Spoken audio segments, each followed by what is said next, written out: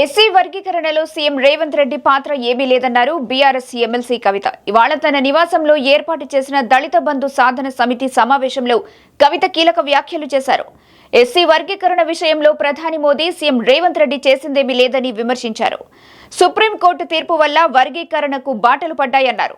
Shamim Akhtar commission నివేదికను బయటపెట్టి వెంటనే వర్గీకరణ చేయాలన్నారు.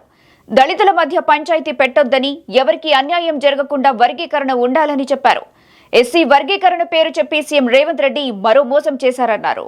దళితులకు ఈ దేశంలో ఖచ్చితంగా 15% రిజర్వేషన్ ఉంటేనే నా అన్నదమ్ములకు సమాజంలో గౌరవం ఉంటుందని మన అందరినీ కూడా మన తలరాతలను మార్చినటువంటి మహనీయుడు అంబేద్కర్ గారి దయతోని ఇవాళ భారతదేశంలో సమాజంలో కలిసి మొత్తం దళితులంతా కూడా నడవగలుగుతున్నటువంటి పరిస్థితి ఉన్నది.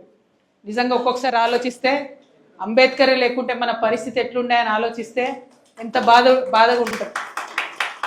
కేవలం దళితులకే కాదు, ఆయన అందరికీ ఆత్మబంధువే. మా ఆడబిడ్డలకు, బహుజనులకు, బీసీలకు ప్రతి ఒక్కరికి కూడా ఆత్మబంధువే అంబేద్కర్. అందుకే ఆయన అంటే మనందరికి అంత ప్రేమ. ఇన్ని ఏండ్లైనా, ఇన్ని సంవత్సరాలైనా కూడా ఇంత ప్రేమ గురిపిస్తూ ఉంటాం.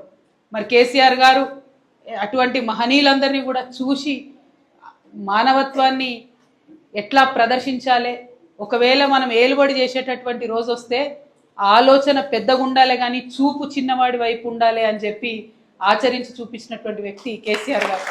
ఆలోచన గొప్పగా ఉండాలి, పెద్ద పనులు చేయాలన్న ఆలోచన ఉండాలి, కానీ చేసే ప్రతి పనిలో అట్టడుగున ఉన్నటువంటి వారిని వేలు పట్టుకొని నడిపించుకొని తీసుకుపోవాలి అనేటటువంటి ఆలోచన కేసీఆర్ గారు చేసి మాకెప్పుడు నిత్యం ఎన్నిసార్లు కలిసినా, ఎన్నిసార్లు మాట్లాడినా కేసీఆర్ గారు మేము ఎవ్వరం నాయకులం కలిసినా, ఈశ్వరన్నకు తెలుసు, సీనన్నకు తెలుసు, మా నారాయణ తమ్ముడికి, చంద్రవతి గారికి అందరికీ తెలుసు, ఎప్పుడు కలిసినా కేసీఆర్ గారు ఒకటే మాట చెప్తారు.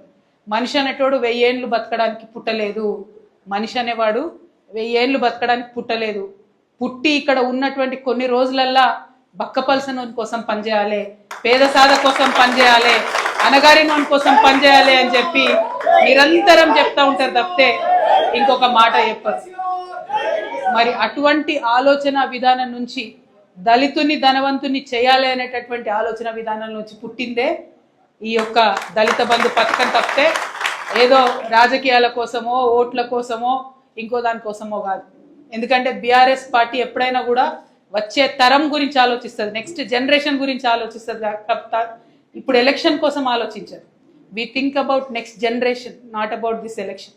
ఎన్నికలు వస్తుంటాయి, పోతుంటాయి, సమాజంలో అనేకమైనటువంటి కార్యక్రమాలు జరుగుతుంటాయి, కానీ నిలిచిపోయే పనులు చేయాలంటే గుండె నిబ్బరం కావాలి. అది నిండుగా ఉన్నటువంటి నాయకుడు కేసీఆర్ గారని ఈ సందర్భంగా తెలియజేస్తా ఉన్నాను.